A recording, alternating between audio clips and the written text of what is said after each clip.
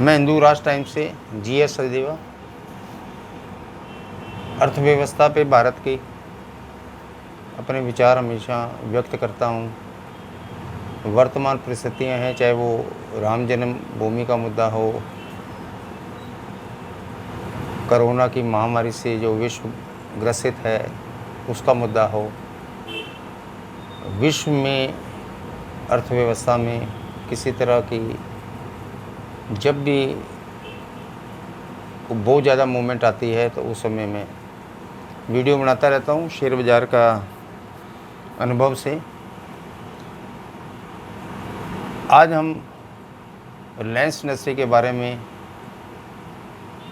एक अध्ययन स्वरूप एक वीडियो में बनाने की कोशिश की। पहले रिलायंस इंडस्ट्री का पहले ये समझ लो कि 1983 से पहले इसका मे बी 79 या उसके आसपास का इशू है, क्योंकि मैं शेयर बाज़ार में 1983 से हूँ, 83 से। उससे पहले का इशू था रिलायंस टेक्सटाइल का, सिर्फ विमल का कपड़ा बनाते थे वो। धीरू भाई अंबानी इसके संस्थापक रहे हैं। उन्होंने अपनी ज़िंदगी में बहुत, आज मैं थोड़ी सी इतिहास भी बताने की कोशिश करता हूँ, जो कि नए जो न्यू कमर्स हैं, निवेशक हैं, उनको पूरी चीज़ का अंदाज़ा नहीं है कि रिलायंस इंडस्ट्री कहाँ से बनी, कहाँ तक आज पहुँची, इसके फर्दर टारगेट क्या है। तो मैं टारगेट भी दूंगा आपको आने वाले 6 महीने के लिए, दिसंबर तक मान के चलें, 5 महीने। जब धीरू भाई अंबानी ने रिलायंस टेक्सटाइल बनाई थी तो शेयर का नाम था रिलायंस टेक्सटाइल इंडस्ट्रीज़। 10 रुपये की फेस वैल्यू है। इशू भी ज़्यादा सब्सक्राइब नहीं हुआ था, क्योंकि उस समय सब्सक्राइब कम ही हुआ करते थे। ये आज के टाइम नहीं, 80 टाइम्स हो गया, उतना टाइम हो गया। खैर 20-22 टाइम सब्सक्राइब हुआ वो इशू लगभग। उसके बाद उन्होंने पीछे मुड़ कर नहीं देखा, क्योंकि उनकी सोच बहुत बड़ी थी, बहुत दूरदर्शिता से उन्होंने किया। पहले उससे पहले वो जब धीरू भाई अंबानी यमन में भी गए थे, जहाँ पे उन्होंने पेट्रोल पंप में एक जगह नौकरी करी और वहाँ के इतिहास को पूरी तरह से, जब उनको पेट्रोलियम प्रोडक्ट्स का, क्योंकि सबसे बड़ी कंपनी जो वर्ल्ड की है वो शेल है, SHELL, उन्होंने वहाँ देखा तो उन्होंने ये मन में आया कि अब टेक्सटाइल कपड़े से जो है मेरे जो भविष्य के सपने हैं, जो मैं हिंदुस्तान के लिए संजो के रखे हैं, वो पूरे नहीं होंगे, तो कोई बड़ी चीज़ ऐसे की जाए। उस समय ऑयल एंड गैस एक सेक्टर ऐसा हुआ करता था जिसमें पुराने तो ONGC, Bharat petroleum, Indian oil, Hindustan petroleum, oil and gas के सेक्टर में ऑयल इंडिया सरकारी कंपनी है, तो उसके कंपटीटर थे। लेकिन प्राइवेट एंटिटी जो होती है और सरकारी है, उसमें काफ़ी फ़र्क था। कंपटीशन वो पूरा खुल के खेलते हैं। धीरू भाई अंबानी अपने दिमाग, उनका ऐसा था कि वो दिमाग का होना आजकल की जनरेशन में, और वो असंभव है, पॉसिबल नहीं है। तो धीरू भाई अंबानी ने यमन में जब किया, धीरू भाई अंबानी गुजराती थे, सबको पता है।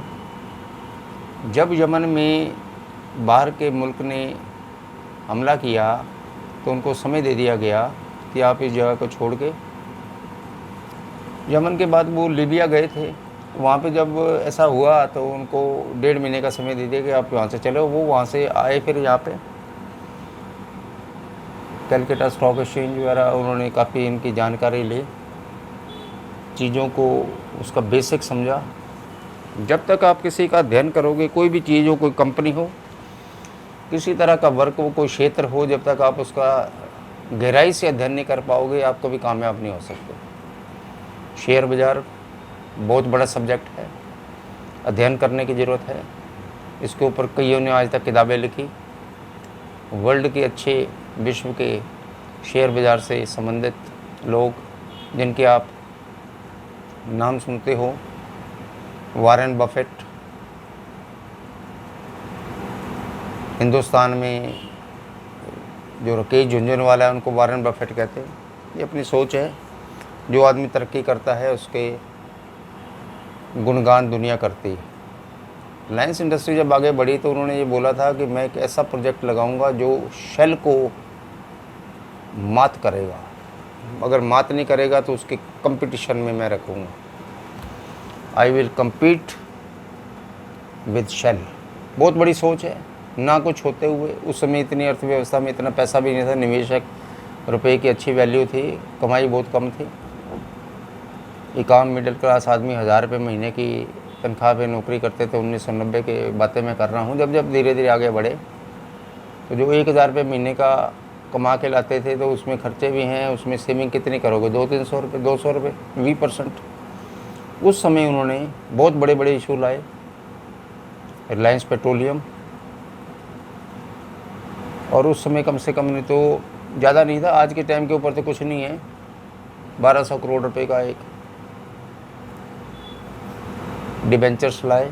एनसीडी 16% चलता था ब्याज। आप हैरत करोगे कि 16% की एनसीडी 14% पे, 12% पे कई साल, सन 2000 वर्ष तक देख लो, 12% पब्लिक कंपनी देती थी, चाहे भारतीय एयरटेल हो या दूसरे हो। धीरे धीरे विश्व में, उस समय अमेरिका में भी 3%, 1990 की अगर बातें करें तो ब्याज चलता था 2.5-3%। धीरे धीरे वो 25 पॉइंट नीचे ला के आज बिल्कुल विदाउट इंटरेस्ट उन्होंने सेविंग रखी हुई, माइनस पे जा रहा है कि अगर कोई सेविंग में पैसा रखेगा तो उसे ब्याज लिया जाएगा, देने का तो अमेरिका में सवाल नहीं है। यूरोप कंट्री ऐसे चल रही है।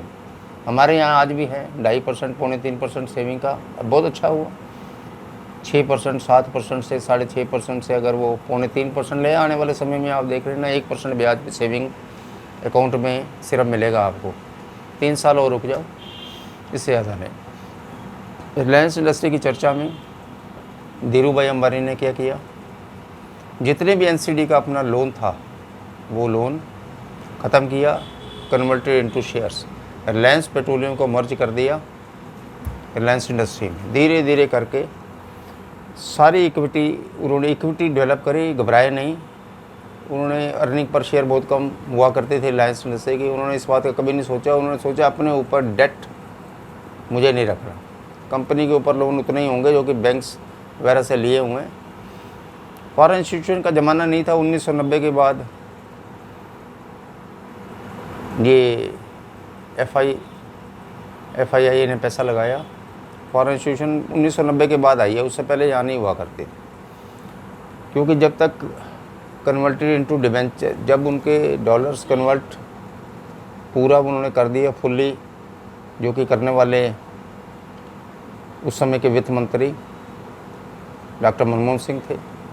धीरे धीरे विकासोन्मुख देश बना। सारा विश्व एक अम्ब्रेला के नीचे जब आने लग गया तो विश्व की अर्थव्यवस्था का भी, जब किसी कंट्री में कोई होता था उसका इफेक्ट शेयर बाज़ार में पड़ता था, चाहे उसकी कंट्री में पड़े या बाहर पड़े। लेकिन आज की डेट में अमेरिका से हमारे बाज़ार चलते हैं। डो जोन्स अगर फ्यूचर में गिरा हुआ है तो हमारे बाज़ार उस दिन सुबह के टाइम की वर्किंग में 9 से लेकर 3:30 बजे तक तो थोड़ा सा प्रेशर आता है। ये क्यों है? क्योंकि अब विश्व अर्थव्यवस्था के साथ हमारे बाज़ार मिल रहे हैं, एडजस्ट हो रहे हैं। अब आओ आगे। इन्होंने 3 बोनस दिए हैं 1997 में, 1:1, 2009 में रिलायंस इंडस्ट्री ने, 2017 में। फेस वैल्यू आज भी 10 रुपये है कंपनी की।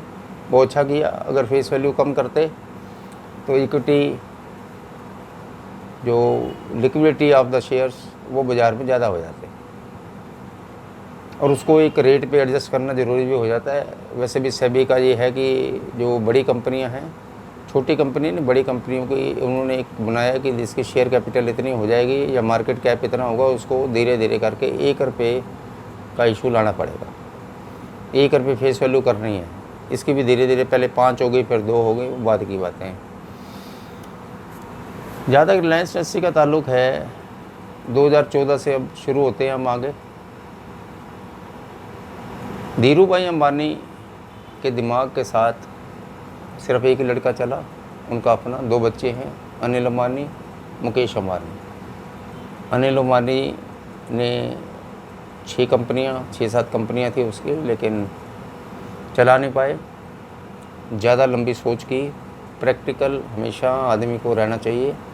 जब तक वो प्रैक्टिकल नहीं होगा, ना निवेशकों का भला कर सकेगा, ना उसका अपना भला होता है। फ्यूचर अपसेट हो जाता है, जो आज का अनिल अंबानी का है। मुकेश अंबानी का सितारा इस समय बहुत ऊंचा चल रहा है। सारे निवेशक, धीरू भाई अंबानी ने भी अपने निवेशकों को बहुत कमा के दिया, ऐसे ही मुकेश अंबानी। धीरू भाई अंबानी की पूरा दिमाग जो है वो मुकेश अंबानी में है।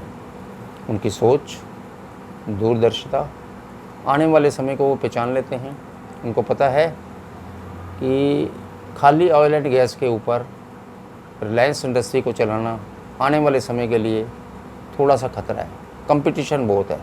Margin of the profits will decrease in future in oil and gas companies. कभी क्रूड ऑयल सस्ता हो जाता है, कभी महंगा होता है, उसका भी बेनिफिट मिलता है ऑयल इंडिया और इनको, रिलायंस इंडस्ट्री को भी मिलता है। अब इन्होंने आज से 6 साल पहले डिजिटल, जब 2014 में भारत में एक नारा लगा डिजिटल इंडिया का, तो उनके दिमाग में थी कि मैं डिजिटल की तरफ जाऊंगा। तभी उन्होंने जियो का एक जो टेलीकॉम में, डाटा मैट्रिक्स में आने की, ग्रोथ करने की, व्हाट्सएप में, ये सारी चीज़ों को उन्होंने उठाया। जियो को बने हुए लगभग 6 साल हो गए, अभी तक इसका पब्लिक इशू नहीं आया। लेकिन उसके बावजूद भी इतनी इमेज बनने के बाद सिर्फ आज 75 रुपये का सबसे सस्ता कम्पिटिटिव रेट से 75 रुपये में आप 50 रुपये में जो आपकी बात जियो टू जियो है, और 25 रुपये का वो लेते हैं मंथली, अदर कॉल्स में आ जाता है वो। मैं ये कहना चाह रहा हूँ, कॉल्स बड़ी सस्ती है। जियो का ज़माना है, उसके सब्सक्राइबर देख लो, भारतीय एयरटेल कंपनी, वोडाफोन इंडिया बहुत पुरानी है, उसके बावजूद इसके सब्सक्राइबर कम से कम 10 गुना ज़्यादा है। अब आप ये देखें, जब मिलियंस में सब्सक्राइबर हो जाएंगे तो वो एक रेवेन्यू फिक्स सिस्टम बना लेते हैं, जो कि इन्होंने बनाया। जियो की टोटल जो मार्केट कैप है ये लगभग 6 लाख करोड़ है। 33,000 करोड़ रुपए इन्होंने 13 कंपनियों से लिए, जिसमें बड़े बड़े नाम हैं, कारपोरेट्स है, पार्टनर्स है, फेसबुक, गूगल, दुबई के बाहर इंस्टीट्यूशंस का पैसा आया, अच्छी कंपनियों का, पेंशन फंड्स में से यहाँ पे पैसा लगा है। 33,000 करोड़ रुपए इनको मिला। अभी पीछे एजीएम हुआ था इनका, तो उसमें सब ने वो सुना होगा। आगे भविष्य रिलायंस इंडस्ट्री का, जिसकी मैं चर्चा कर रहा हूँ, बहुत आगे है। आज की डेट में इसका रेट 2178 रुपये, 2178 के लगभग बंद हुआ है। मेरा टारगेट 2350 रुपये का है इसका, दिसंबर तक। ये शेयर बढ़ता जाएगा, थोड़ा नीचे आएगा। ये ट्रेडर्स हैं, एक F&O फ्यूचर्स होता है, लेकिन इन्वेस्टर को ये सोचने की ज़रूरत नहीं है। कभी 100 रुपये गिर भी सकता है। आप ये ना सोचो, कोई भी ग्रोथ होती है इक्विटी में, एक अपने इन्फ्लेशन के हिसाब से, मार्केट के हिसाब से, इकोनॉमी के हिसाब से सब चीज़ चलती है। कॉन्टिन्यूटी जो होता है वो प्रोसेस होना चाहिए, कंपनी में ग्रोथ होनी चाहिए। उस कंपनी को फंडामेंटलिस्ट देखो, मैनेजमेंट देखो। डेट फ्री कंपनी है रिलायंस, पैसा लगाओ इसमें, बहुत पैसा कमाओगे आप। 30-40 रुपये रिलायंस चलता था, 3 बोनस आ गए उसके। 100 शेयर जो थे ये आप समझे 1997 में पहला बोनस आया, 200 शेयर हो गए। 2009 में आया, 400 हो गए। 800 शेयर का मालिक आज है, जिसके पास 100 शेयर इन्वेस्टर के पास है, जिन्होंने आज तक रिलायंस इंडस्ट्री पे भरोसा करा है, उसकी वेल्थ बड़ी है। पहले एक ज़माना था जब धीरू भाई अंबानी जिंदा थे, तो छोटे ऑटो वाले, गरीब आदमी, वो अपना 100 शेयर लेते थे, कहते हैं ये इसको मैं रख लूँगा 15-20 साल। इतना भरोसा था उनको कि मैं बच्चे की शादी, ये 100 शेयर या 200 शेयर की मैं इन्वेस्टमेंट कर दी है। धीरू भाई अंबानी के ऊपर भरोसा था और उन्होंने सब कुछ किया। वही मुकेश अंबानी का है। आने वाले समय में देखना, जिसने इस शेयर को रख लिया और लगातार रख लिया, मेरा ये दावा है कभी नुकसान नहीं उठाएगा। वो रखो 5 साल के लिए इसको, 5 साल के लिए कम से कम जो आदमी रख लेगा, कम से कम इसका भाव आपको 6,000 रुपये मिलेगा। 6,000 रुपये, 100 शेयर मिलेंगे 6 लाख रुपए के। आप ध्यान रखो। अभी देखो इन्होंने पीछे जब ये जियो में आया, जियो का भी इशू भी आ जाएगा आपको 2021 में, देखना क्या प्रीमियम पे आता है नहीं पता, लेकिन उसमें उन्होंने अपनी हथवे केबल, डेन नेटवर्क ख़रीदा रिलायंस इंडस्ट्री ने। उसके बाद आपका TV18, नेटवर्क 18, 4 कंपनी है इनकी, जियो अलग है। अब ये 4 कंपनियों को भी उन्होंने अपने दिमाग से, जैसे धीरू भाई अंबानी करते थे वैसे मुकेश अंबानी ने किया।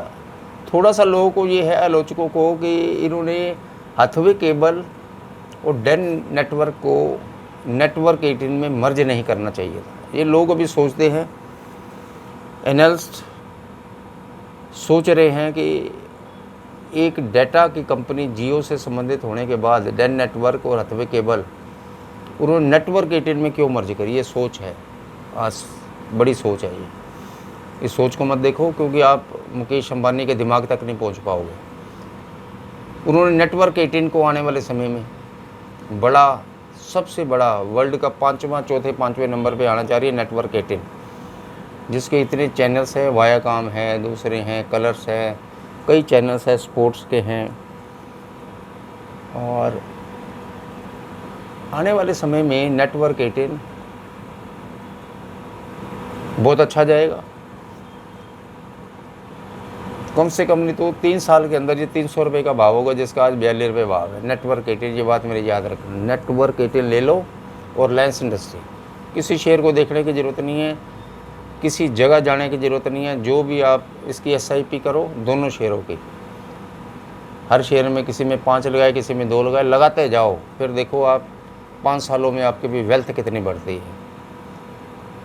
Your wealth, your investment will increase year by year, क्योंकि जो मुकेश अंबानी का दिमाग है वहाँ तक आप पहुँच नहीं पाओगे।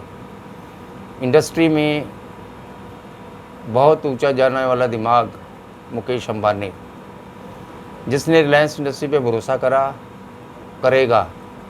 2 शेयर ले लो मेरे कहने से, Reliance industry, network 18, Reliance industry, network 18, इसी में पैसा लगाते जाओ, फिर देखो आप कहाँ पहुँचते हो। आजकल इतना, फिर मैं किसी वक्त के ऊपर बैंक्स के ऊपर मेरा देने का काफ़ी मन है, कि जो PSU बैंक्स हैं और जो पब्लिक सेक्टर अंडरटेकिंग है, मैं ज़्यादा इसमें बोलता हूँ, लेकिन वो इस मुद्दे से अलग है, इस वजह से मैं आज उसमें चर्चा नहीं करना चाह रहा।